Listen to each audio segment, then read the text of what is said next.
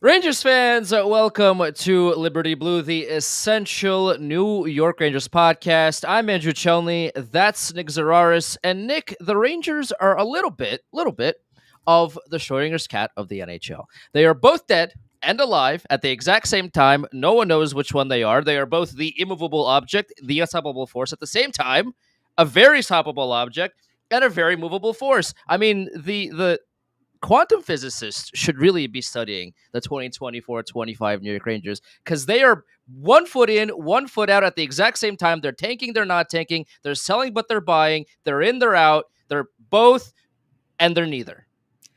And that's kind of been that has been the single most, I don't want to say consistent, but recurring theme over the last handful of seasons. And depending on which end of the spectrum you look at, you could have a different takeaway where you look at the team from 3 years ago and you see, well, they went to the conference final. You could argue upset the Penguins in the first round and the Hurricanes in the second round. They put together a nice stretch run where they actually had some pretty good 5-on-5 numbers those last 15 games of the regular season. But if you look at it from the glass half empty perspective, you see a fourth line that featured Barclay Goodrow and Ryan Reeves that got caved in at every conceivable way. A non-functional third pair, whether it was You mean the AHL legend Ryan Reeves, who's now in the Marlies? Ryan Reeves? That's the very same Ryan Reeves. And we could do the same thing for 2 years ago where they won a bunch of regular season games. But when you went under the hood and you saw the defensive numbers, you really cocked an eyebrow. And then you start to get an understanding that you can make of these whatever you want. I know there are people who are vehemently pounding the table. Hey, make the playoffs. You never know what could happen if you make the playoffs. You're a bad fan if you don't want them to make the playoffs. Whatever. I mean, sure, if you want to play Toronto in the first round and give Toronto their second series win in 20 years, by all means, we can do that. You saw what happened when those two teams played each other last week. You saw what happened when they played each other earlier in the season. Toronto's a significantly better team. If Florida leapfrogs them or Tampa Bay leapfrogs them, same deal. Those are teams the Rangers have histories with, and those Ranger teams are a lot better than this one. And when you sit here looking at it, it kind of feels like people who don't know when to leave, like the lights came on at the bar and everyone's cleaning up who works there, but they're insisting the conversation they're having is too important to leave. And that's what we're doing here because nothing good is happening. It's 3 a.m. You're at the bar. Nothing good is happening with the lights come on at 3 a.m. Nothing you are going to feel good about or proud about is happening at 3 a.m. in a bar. But the Rangers are going to trudge along. And I said it to you when I saw you on Saturday. As the broadcast was starting, Brian Boyle said, well, if you're the Rangers, you don't really care how you win this game. You just got to find any way to win this game. And they took that to heart as much as you possibly could because they didn't bother. That first period is one of the worst periods of hockey I've ever seen. One shot on goal, by the way. And it was Rippe just going to the net. And like at a certain point, and we were talking about this the other day, at a certain point, if you just keep skating into the other team and turning the puck over, even under minimal pressure, you're not being serious. You're not doing your job. And like, it sounds crazy to say this to a professional athlete, but if you are doing the same thing over and over and over again, and you can't even get the offensive zone, let alone generate a shot on goal, maybe you want to try something different. Or maybe the coach who gets $4 million a year could uncross his arms and take the scowl off his face and actually coach. Because every time they cut to Laviolette on the bench, he's just standing there with his arms crossed and the biggest sourpuss on his face I've ever seen. I never actually see him talking to anyone or doing anything. You know, it's not quite Vigneault, but it's in that vein where you don't actually see him doing anything on the bench. And look, it's TV. You don't see every single frame of Laviolette during the course of the game. But how is this? He does talk, by the way. I mean, like, you know, the broadcast doesn't show it a lot of the time, but he, you know, he does do things on the bench. I'm not. I know. I definitely understand that, but like, if you are the coach and you know the buck stops with me, I run this ship, and that's the effort you got for a Saturday matinee game where the cheapest ticket to get in the door was $210. And like, look, I'm beyond the point of like the guys, they don't give a shit that the tickets are expensive. They don't. And at a certain point, you got to ask yourself, why am I getting this mad? They can't be bothered to put in an effort. They keep skating into the Canucks, who are not exactly a defensive stalwart. Those aren't the 2002 Devils. That's not Stevens, Danico, and Niedermeyer. God bless Quinn Hughes. He's the best defenseman in hockey. Beyond him, that team is atrocious defensively. And they put on a defensive clinic in the first period. Yeah, well, I mean, after the game, I asked Brennan Othman, like, how you the team went from the high of the Sam Rosen ceremony. Everyone's cheering. Everyone, wants to win for Sam. And then you get to the end of the first period. You get one shot on goal. The whole arena is booing you because your effort was so bad. And then you go like, how did you go from that to somehow winning the game? And Othman basically was like, yeah, I don't blame them for booing because like there's like their passion and all these things, and like he was, he mentioned that they had a conversation after the first period with, within the team. But again, like, how many of those do you have to have? Because here's the thing.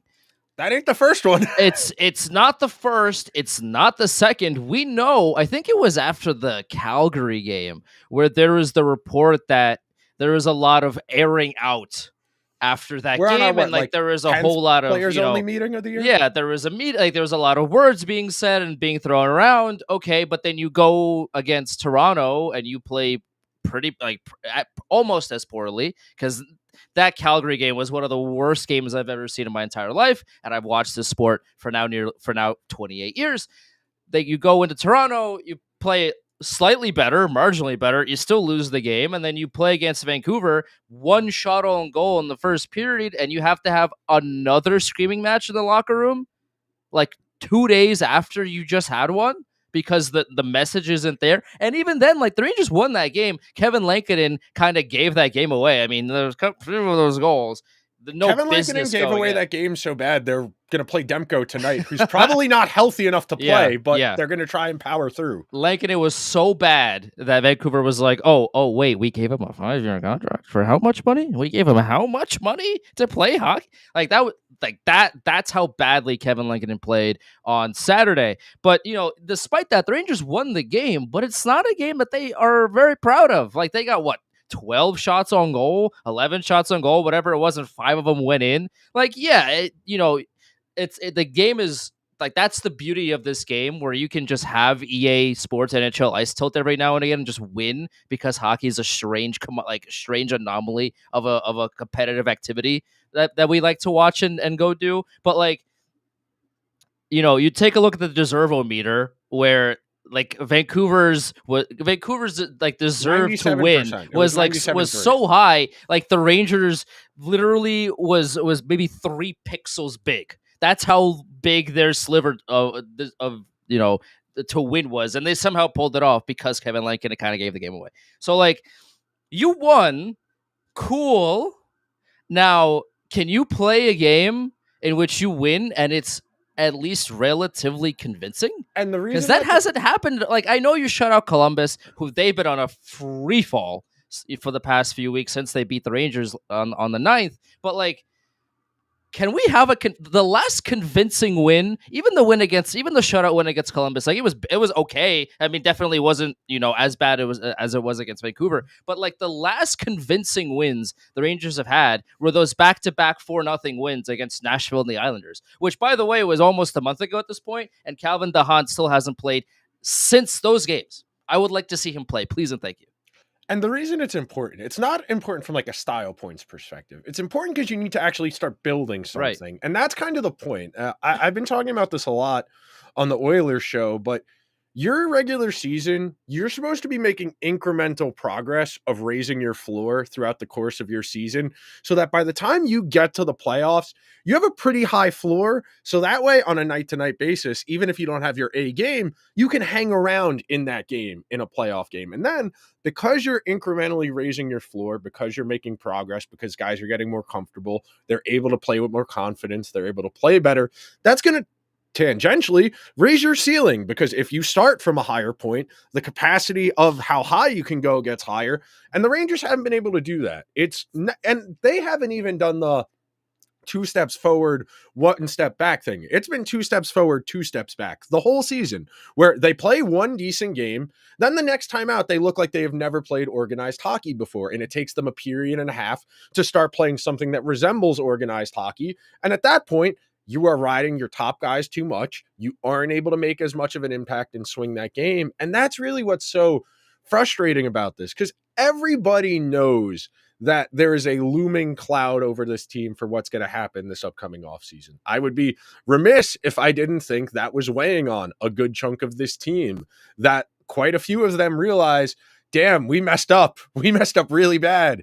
And a lot of us, some of us, aren't going to be here next year. I mean, I was going through clips and putting notes together for today. I don't know if you recall, but there was the conjecture after the Devils series of, well, Drury would trade Panarin if he could. And we talked about that in terms of this season, in terms of Zibanejad, Kreider, Trouba obviously happened already. We know that this general manager has yet to make overtures as far as extensions for Keandre Miller. They gave Lafreniere the extension, but there was a bit of conjecture as to whether or not they could conceivably flip him before his no trade protection kicks in this summer, which leads me to believe that I don't want to say everything that could go wrong has gone wrong, but this is as close as you're going to get to a Murphy's Law season. And all of that in conjunction with the circumstances as far as the direction of the franchise going forward, it really makes this a bleak outlook. And I really do think that's weighing on a lot of guys on this team. And like we said a few weeks ago, right before that game against the Islanders, actually on the episode on that Monday, I said, it's great you added JT Miller to this team. You added a point per game player. You could add Connor McDavid to this team, and they're still going to be bad because they can't play defense. Right. Defense is an effort-based component of the game. If you can't get your forwards to buy in on playing defense, it's a problem. And now your defense isn't even what it was last year or the year before that, where it wasn't good, but it was close enough to league average that you could get by. Now it's an abomination.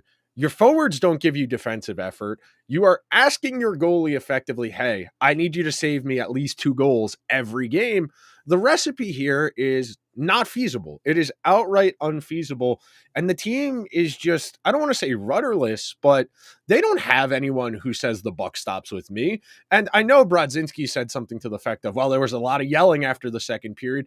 It is game 71. Yeah, if you still need someone kicking over the cart of Gatorade in the locker room, throwing things around to rally you, to fire you up, you're not a serious hockey team. Yeah. For the second time this week, by the way. And yeah, sometimes there are highs and lows. You have effectively been playing playoff games for close to a month now, and you can't be bothered to get motivated until someone starts throwing things around the locker room after 40 minutes of sleepwalking against a bubble team? Spare me the bullshit, man. I am constantly feeling like I'm being gaslit by the people who are on the team of, yeah, it's fine. We just got to have a better effort. The team stinks. They stink. It's very interesting to me that the conversations about effort when, brother, today's March 24th. The season ends in like 2 weeks. There are 11 games left and they're still trying to find their effort. Yeah, I know. Like, you're either good or you're not. Those are your two options. And when you're through 71 games of an 82 game schedule, and the biggest conversation surrounding your locker room conversations are, where is the effort? I don't have to tell you which camp the Rangers are in, good or bad. Like, it's at this point, if we were having this conversation in early November where the effort was bad, okay. Or if they were a young team. If this was a bunch of kids and they were trying to figure it out, those are different. If this was like Montreal 3 years ago and they were playing poorly, it's like, yeah, I mean, of course. Like, they're all, green NHL players that just need to go through growing pains in order to get better. And you see the fruits of that labor in Montreal right now, because the Habs are on an absolute heater, and now they're in a playoff spot because of years of laborious growing pains with the same head coach, with the same, mostly the same core of Montreal Canadiens. And now you take all of that and you go on this big run that Montreal is currently having, and they want it. That's the thing that you're seeing out of this Montreal team is, damn, do they want that playoff spot? Like, yeah, there's still a little green, right? They don't have a lot of players don't have playoff experience or meaningful NHL game experience. Whereas in recent years, the Canadians would just be bad. So like come, March and April, they'd be playing for spoilers, but they wouldn't be playing for anything. And now they're finally getting some experience of we're going into the like we can get into a playoff spot. We gotta play well, and they have been. The Rangers are first of all, every team that is fighting with the Rangers right now have games in hand. The Rangers are playing like it's preseason a lot of the times. They're playing like they're not like their season isn't on the line. I got news for you. Your season's on the line, guys. Like, I don't know if you know this. It's March 24th. You're going on a road trip right now. You got 11 games left. And if you don't win like 8 of them, you're not making the playoffs. Either start winning games or just fold. Like you can't do this 1 foot out, 1 foot in thing. And that's like it's funny because the roster is doing it, the coach is doing it, the general manager is doing it. It just seems like the entire organization is we're all in, but also Not really. not really at all. It's just strange, and I would love to understand, the like where that is coming from and how to. I mean, I can't fix it, right? I'm not in the locker room. I'm not Chris Shuria. What can I do? But like, Hey, we were the ones who suggested Evan Rodriguez and Dylan Strome I 3 years yeah, ago. We actually sure did have the solution to your problem. We sure did, yeah. But like, it's one of those things where it's like, why is everybody so in and out at the same time? Like that, you're not 20 points out of a playoff spot. You're right there.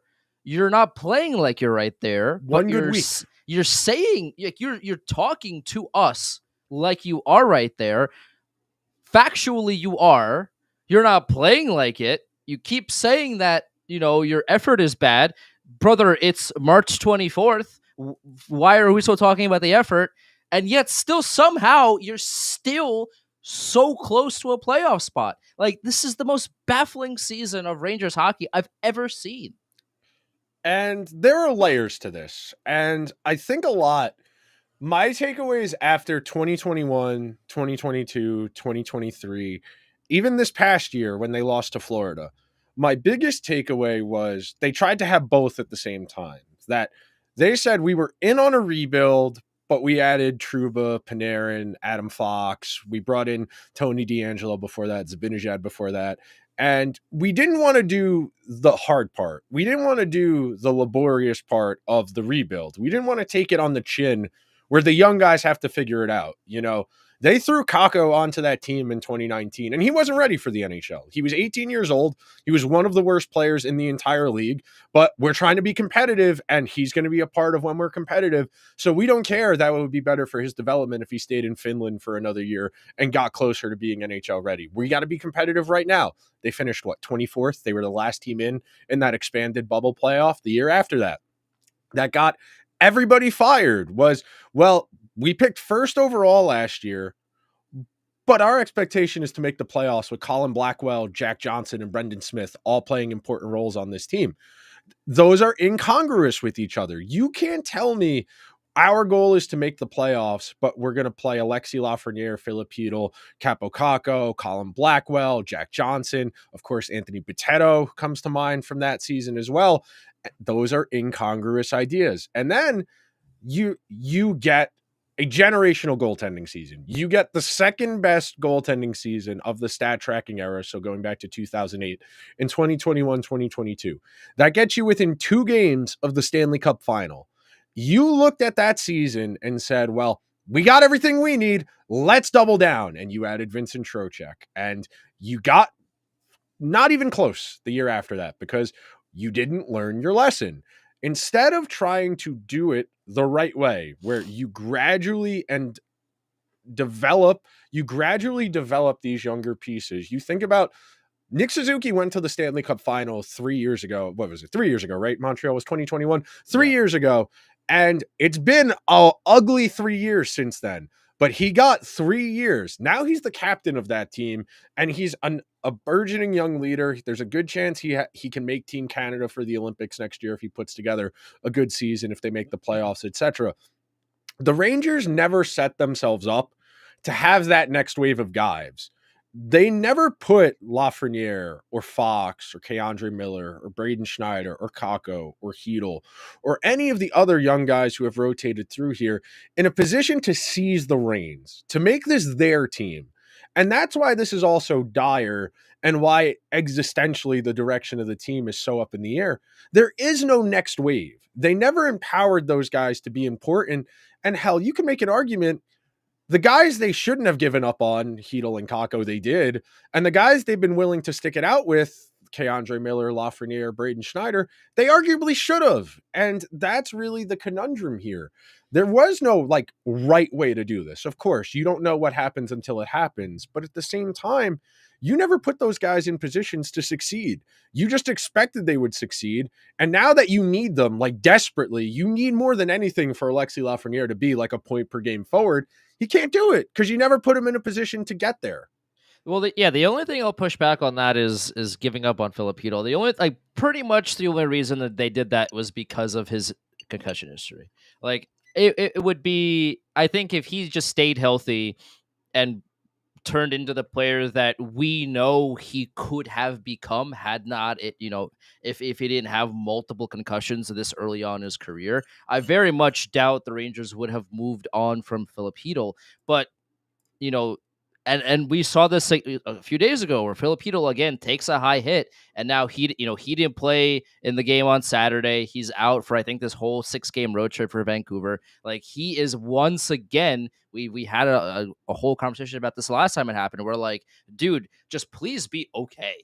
Like forget about hockey, man, for a second. Just please, I just hope that you can like live a normal life, because like this is every time he plays, like I'm watching like almost at the edge of my seat, like just please don't get hurt, please just stay healthy. And it's just really it's sad. It's sad to see that Filipino again gets hurt and again he's out, and I just hope he's okay.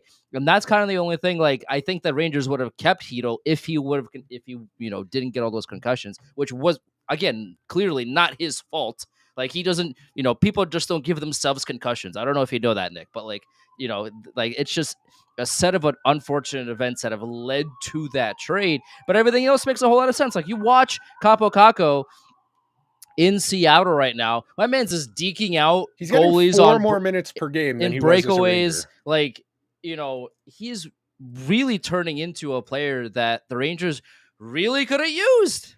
I don't know if you know this, Nick, but Capo Caco is not an awful hockey player, and the Rangers could have used the guy just like Capo Caco. So it's just a strange dichotomy, man, of we've learned all of our lessons. At the same time, we've learned absolutely nothing. We're going to extend people that have had career years. We're going to, pay people and trade for people that have done great things in the past and not a whole lot of what have you done for me lately. Again, all boils down to like the greatest example of that is trading a high third round pick for Carson Soucy and then sitting him for like 4 games because he was that miserably poor on the blue line. Why did you trade for him? What was the scouting process like? Why did you think he was going to be a good player when he wasn't good on a mediocre Vancouver team? What is the disconnect there? What's the connection? Why did you anyway? Like it all boils down to they are in both places at the same time, pretending they're not, and they don't know which camp to choose. It is a very much like, hey, do you want door 1 or door 2? Can we have both? No. But like they're trying to figure out if there's like a physical way for them to walk through both doors at the same time to figure out which one has the best path forward. It's like you got to pick one. You have to. Otherwise, you're going to be stuck in between and you're going to be this bad again next season. So they had 34 draft picks between playoff appearances, real playoff appearances. We're not counting the Carolina series in 2020. No. Between 2017 and 2022, they had 34 draft picks. Of those 34 draft picks, 13 played one NHL game. They traded Filip Chytil, Capo Caco, Lias Anderson, Vitaly Kravtsov, Nils Lundqvist, and Morgan Barron. They traded more than half of the guys they've gotten that have made it to the NHL. Of the guys who are still here, Lafreniere, Keandre Miller, Braden Schneider, Will Cooley, Zach Jones, Matt Rempe, Brett Berard. None of those guys is a first line talent that is going to make a discernible or meaningful impact. And that's really the conundrum here. Because it's not just that, hey, they're kind of old and expensive. It's that they still need good players. Yeah. It's not like we're talking about a top heavy team that's just a bottom six forward or two away. You go and look at the splits for the season with JT Miller and without JT Miller. It really hasn't made a whole lot of a difference in the underlying numbers. They are still underwater in expected goals and high danger chances in the month and a half since he got here. And you ostensibly need one more top six forward at least. You need a first pair left defenseman more than anything else. You arguably need a second pair right or left-handed defenseman, but we're locked into Will Borgen and Carson Soucy for some reason. And Urho Vakanainen. And Urho Vakanainen, who, again, I don't know if you're familiar with the tweet. It mostly goes around on football Twitter, but the tweet is, if the tweet leads off with former first round pick, you know the player is turbo dog shit. Anytime you are referring to a guy who was a first round pick 10 years ago and has like 200 career NHL games, we know what we're doing here. We know what this is. This is not a. Everybody thinks they can fix the reclamation project. What about the 99-year legacy of the New York Rangers would lead you to believe they could reclamation project someone? And occasionally they've hit, turning Ryan Spooner into Ryan Strome. Sure. Good example. That worked out well for you. But you think about this, and I was looking this up for the thing I wrote for my Substack. The Rangers haven't had a first round pick record a point per game season as a Ranger since Brian Leetch. That was the last first round pick because JT Miller did it as a Canuck, and that counts. But other than that, we are not talking about a team that drafts particularly well. And when you are constantly going to free agency and you are constantly going to trades, you're always paying market rate or higher to keep these guys. And that's really where they get to is the house has been falling apart for a while. So they've been doing improvements and incremental repairs on credit cards and high interest loans. And now all those loans are getting called and they have no money. That's really the problem here. They have been trying so hard to stay where they were and get a little bit better that the bottom has started to fall out. And now the house is still falling apart.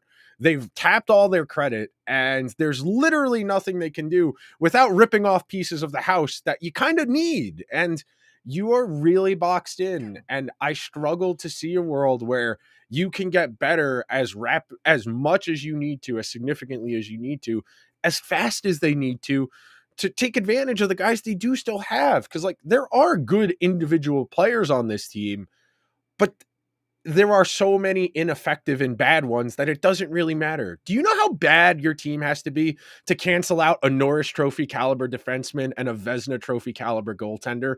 That's how bad the Rangers are right now, that they have two players who are top 5 at their position, and it doesn't even matter. They can't even be average. Well, and here's a comment from Just Me 77. Did you see Mika saying the way they played versus Calgary would have been acceptable if they won? Well, I definitely saw it because I was standing right next to him. But yeah, it's like that whole mindset is something that I personally don't agree with. Like, here's the thing. I'm just ultra competitive, and I know that because people that I play video games with or just like out playing basketball with or whatever, they think I'm crazy and I'm a psychopath because I am, but that's beside the point. Like, I want to win at all costs, but also I want to play well. Like, if because I play Counter-Strike, right? So, and Counter-Strike is a very team effort. Like, you need everybody on board at this, like, all the same time, all these things.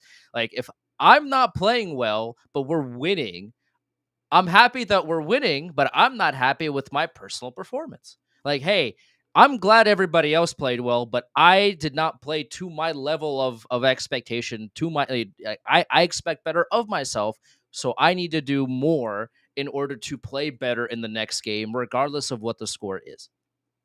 That's just the kind of psychopath demon talk that I have in my brain at all times. I need to win. I need to dominate. I need to be the best player. I need to do X, Y, and Z, and also ABC. I need to be the best no matter what, and I got to win. Like, maybe that's just me. Maybe I'm just crazy.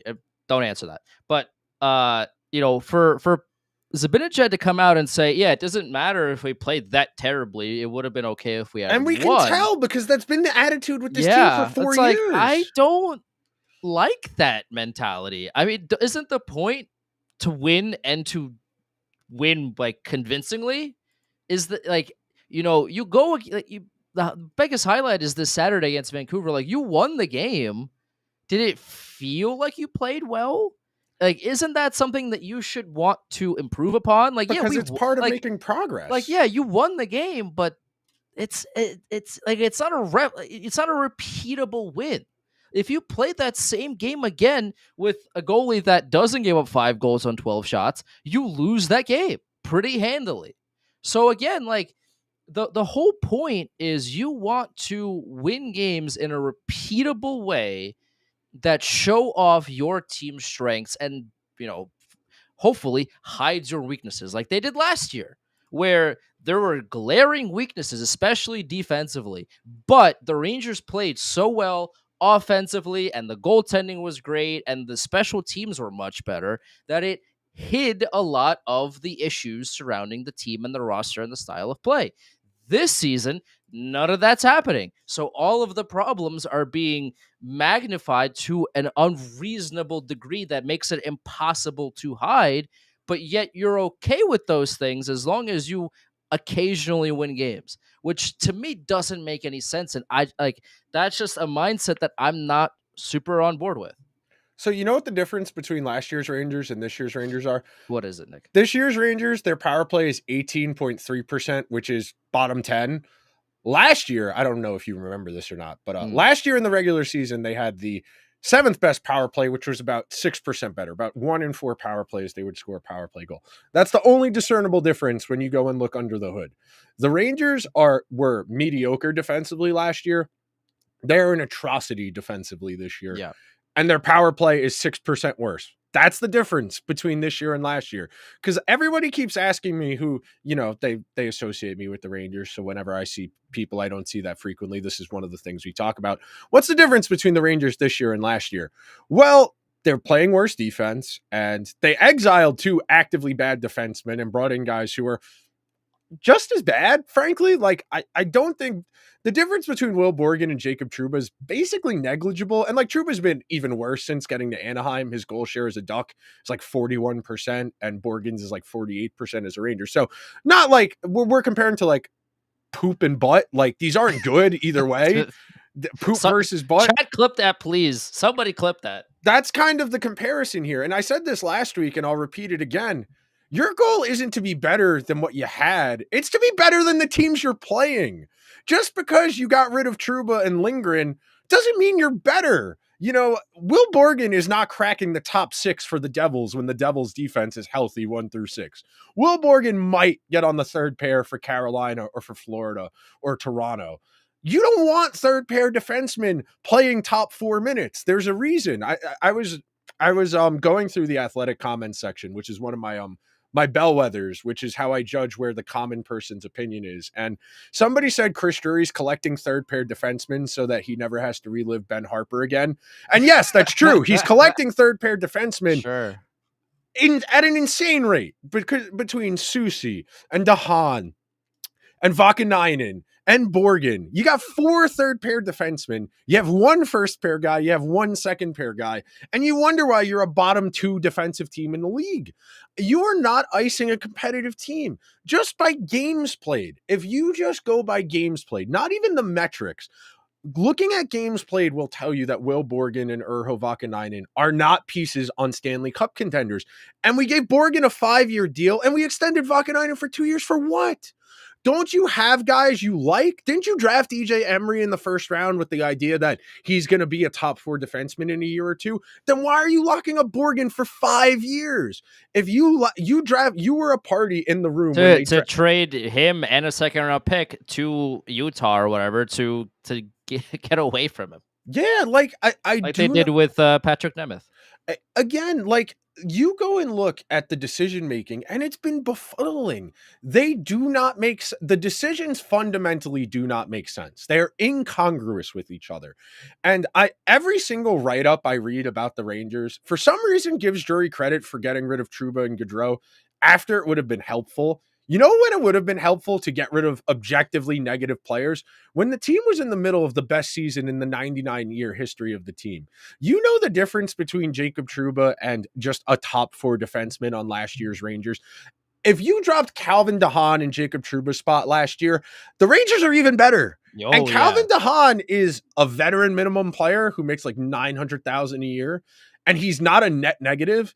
And I was having this argument with somebody the other day. He was like, well, how could you say that about Gaudreau? He scored those goals in the playoffs.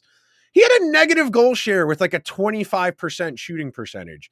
Do you understand how bad you need to be to have a negative goal share on that kind of shooting heater? That is the difference. And when you are an objectively good team, you can't have black holes. You can't. I mean, you look at the Oilers who got to Game 7 of the Stanley Cup Final, and they did it with a Cody Ceci and Darnell Nurse making like $14 million, and both of those guys were like unplayably bad. And it was an accomplishment they got that far. And the Rangers don't have Connor and Leon. They don't have an Evan Bouchard in conjunction with those guys. Sure, you got Fox, you got Panarin. They don't have the guys. And that's why I'm so mad about this. Like, last year was the shot. Last year was it. That was the kitchen sink. And the kitchen sink was Alex Wenberg and Jack Roslovic. That's a little unsatisfying if we're going to go out that way. And you sit here and what am I supposed to be excited about? Gabriel Perreault, maybe? That's all I got. That is all I got. It just, it feels like the timeline that we've put together for this team and the timeline that Chris Drury and management have put together for the team are two separate timelines, because they traded, way more than they should have for Patrick Kane in a season where they everything just felt off about that team. That, we talked about it at the time. It was like, we'll be fine come the playoffs. Promptly fast forward to when they weren't fine come the playoffs because they got, beaten by the Devils in the first round of the playoffs. So you trade, you go quote unquote all in, trade for Patrick Kane. You have to play cap gymnastics for like a week because of that. Only playing 17 skaters 2 games in a row. Yeah. And you could have LTI Brian Lindgren in that win. Yeah, well, you should have, and you didn't for reasons. That was strange. So then you do that. That doesn't work. That blows up in your face. Okay, and then you turn around and you have the greatest individual season of your entire history, a 90, at that time 98-year history, and you don't go all in. You trade for Jack Roslovic and Alex Wenberg, who, by the way, aren't bad players. They just weren't what the Rangers needed. They needed a true top 6 winger. They needed another defenseman. They needed to round out that roster, and they did not do that. Lo and behold, they run out of offense in the conference finals, and they, fall short again, even with Barclay Goodrow's absolute shooting heater, which, by the way, that you mentioned, while Barclay Goodrow was on the ice during the playoffs, despite him scoring all those goals, he was still on the ice for more goals against than the goals he scored for, which is insane to think about because, given his shooting percentage and given the very minuscule, games played in the playoffs. There's not a whole lot of space to go off of, and you still accomplish something that is very difficult by all accounts to do. So now you reach a point this season where everything is going wrong. You're selling Riley Smith, but you're buying Carson Soucy, but you're buying JT Miller, which again, I say this every week, JT Miller is a good player and the Rangers are better because of him, but it doesn't, the question about the timeline of this team grows with that addition, because you're trading for JT Miller, who's a third, in his 30s with a big contract. You also trade for Carson Soucy, who's 30 years old, who played miserably on a mediocre Vancouver team, whose contract doesn't end until the end of next season. You trade Riley Smith for a pick that you give up in the Soucy trade, okay. But you're also playing Brett Berard, Brennan Othman, guys that are the next iteration of this team who, probably wouldn't be playing if this was an actually Stanley Cup competitive roster. So you're in between a rock and a hard place. You aren't sliding one way or the other. You're trying to do both at the same time and accomplishing as a result of that, neither. While you were talking, I went and pulled it up on Natural Stat Trick. So last year in the playoffs, Barclay Goodrow played 16 games. Had an on-ice shooting percentage of 10.8. So that's Goodrow and the guys he was on the ice with. They scored on 10% of their shots on goal. They had a 940 save percentage in their ice time. So a PDO of 105. So we would classify that as 5% over what you would expect, 5% over average. And as you said, they were outscored 6-5 in their minutes with those underlying luck numbers on their side. Just a testament to how ineffective they were. I mean, 24% high danger chance share. But again, the problem at hand, as Andrew and I have been articulating now for a little more than a half hour, they're trying to do both at the same time. They're not making progress in either direction. You know, a week ago, 2 weeks ago, you could have said, well, they lose a few more games. They play their way into the top 10. They give away their pick this year to Pittsburgh. So next year, when the draft is better, you keep that one. That's more important.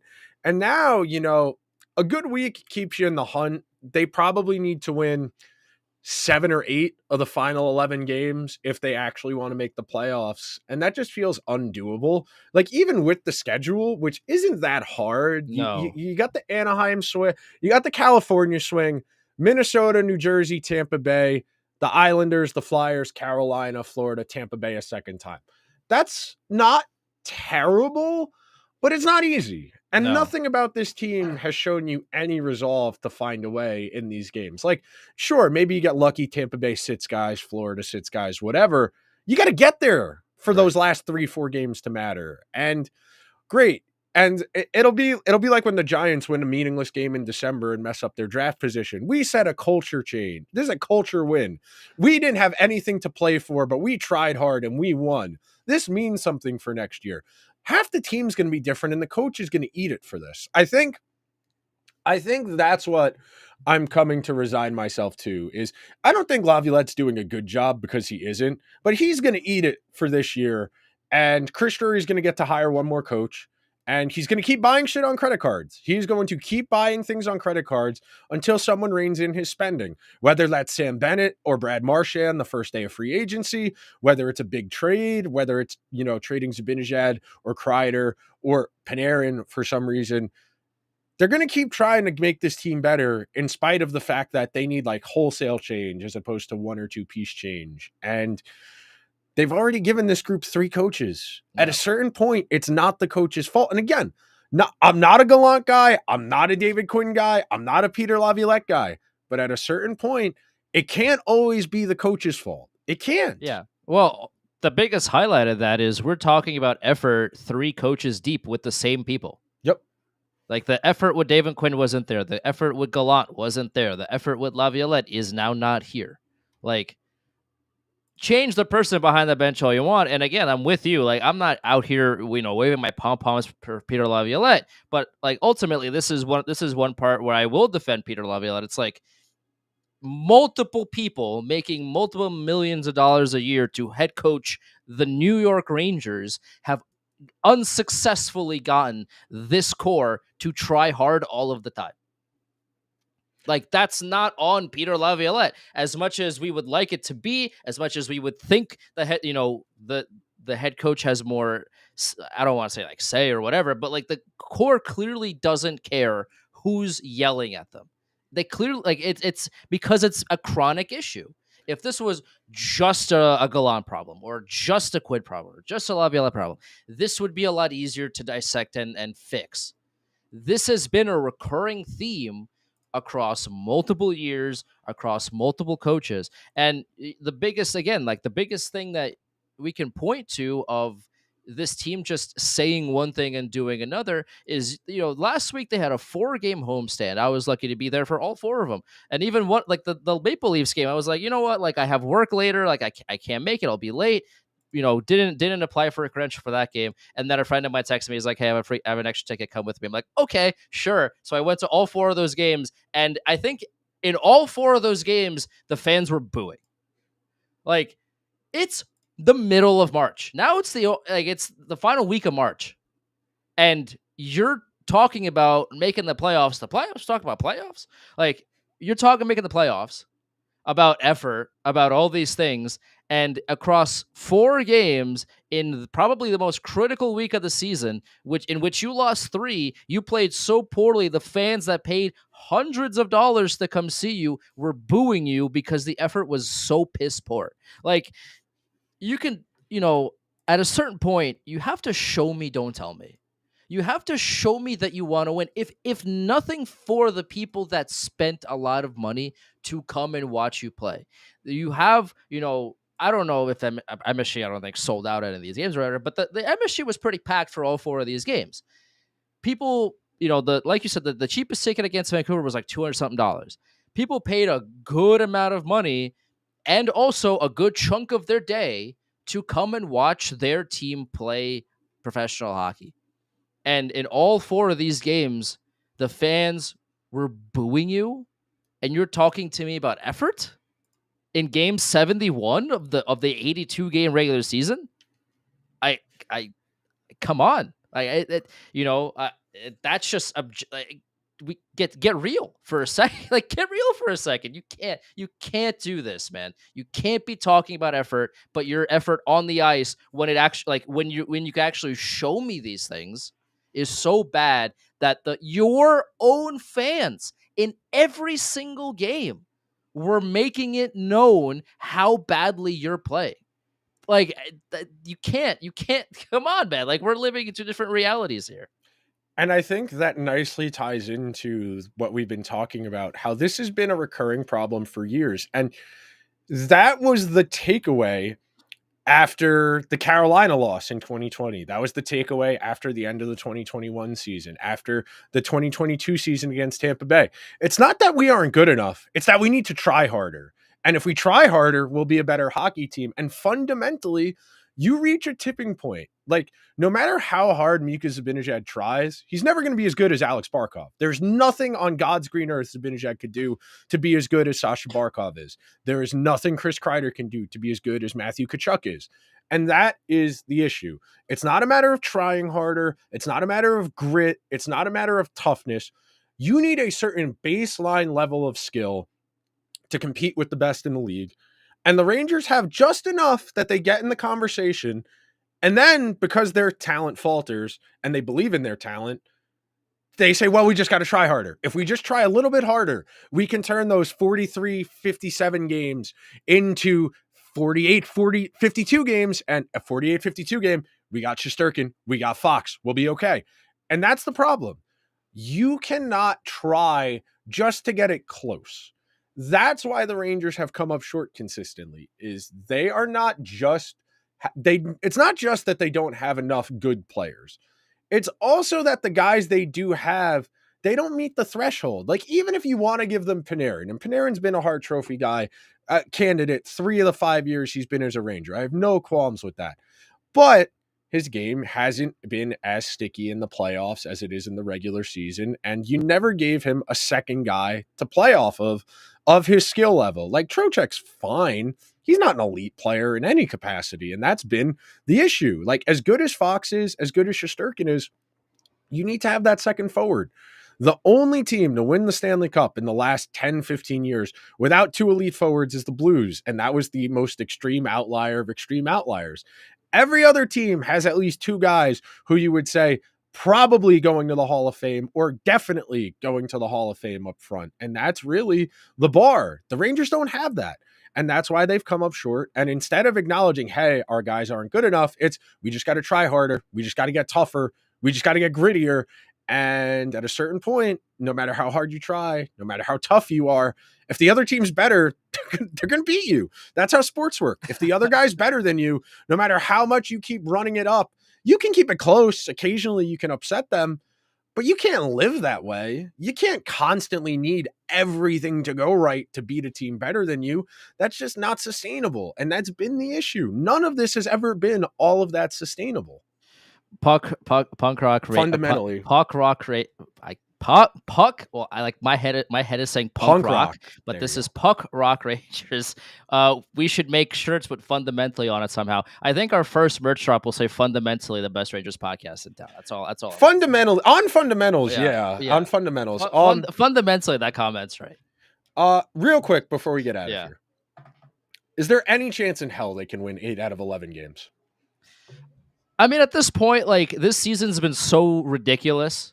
It's not out of the It's question, not which out is of the why it's question, stupid. which is the funny. Like, you could sit here and tell me the Rangers are going to win the next 8 and 11. I'd believe you. That they'd lose 8 of their last 11, and I'd believe you. That they'd go like 6-1-4 and get there, and I'd believe you. Like, there's so many like, you could tell me the Rangers would win all 11 somehow, and somehow like turn into, like, in my head canon again, the 2012 LA Kings make it to the playoffs last day of the season, then they go on to win the cup. Like, I will believe just about anything at this point. Could they? Yeah. I get, like, yeah, sure. Like, they have the talent to do that. The talent that they have on this roster is good enough so that they can win 8 of the next 11. LA is a good team, but they should be able to beat LA, especially because their goaltending isn't all that great. Anaheim, very beatable team. I know Jacob Trouba is going to be chicken winging everybody on the Rangers roster, trying to make his point that they Oh, shouldn't have traded him. the passive aggressiveness from that is going to Yeah, be tremendous. it's really gonna feed families for a while. And then you go to San Jose, a team that you should beat pretty handily every day of the week, even though they just went to, I think that they hosted Boston, and I think they beat Boston because Boston right now is like, they're just done. Like, they are fully done. And, again, looking ahead, right? You just beat Minnesota in overtime. You could do it again. New Jersey is a broken team that's missing like half of their roster. Jack Hughes is out for the rest of the season. Dougie Hamilton won't play in the regular season. Like, this is a team that, you could beat. They haven't really been playing well either. Tampa Bay, right? Like, that's a tough game that maybe if they played relatively well, they might win. I don't know. Maybe if Vasilevsky has an off day, maybe they play Jonas Johansson or whoever their backup goalie is. Maybe they play Brendan Halverson, Rangers legend, Brendan Halverson. Maybe they play him. It's against the Rangers. Maybe the Rangers, score a few goals on him and they win that game. Like, the Flyers, the Islanders, like there are winnable moments here the rest of the season. But again, we said this last week. Winnable moments against Calgary, even against Toronto. Like, Toronto didn't play all that tremendously well. Edmonton didn't play all that tremendously well. But you have to show up and you have to play like you are, your number one objective is to destroy the other team, not just win the game. You have to prove it to yourself and the fans. You are here and you're a serious team, and you should be feared. When, like last season, teams would play the Rangers and be like, "Oh my God, this is the best team in hockey." Like, "Oh, like, how are we going to beat them?" Now it's like, "Oh, this team mustered 13 shots against the Flames. They mustered 11 shots against the Canucks. Oh, like, oh, just don't literally give the game away. We'll win, and we'll win easy." Like, that's the sentiment right now. And if you're the Rangers, either you change that in the next 11 games or you prove everybody else right. Those are your options. The hockey players go to Cancun, or do they go somewhere else? Is that only for the NBA guys who do the 1-2-3 Cancun in game 82? Because a lot of these guys look like that's what they're thinking about is that first trip out of the Northeast, because it can't be just about effort, because it isn't. Fundamentally, it is not about effort. This team stinks. Like, fundamentally, the essential New York Rangers podcast. There you go. I can't even get at this point, man. Who knows? Maybe they get in, maybe they don't. Even if they do, you're not going to feel good about them. It would be funny playing Toronto or Washington, but it's not out of the question. That'll do it for this week's show. If you could be so kind, please subscribe wherever you get your podcasts or over on YouTube. Andrew and I will talk to you guys next week. See you guys then.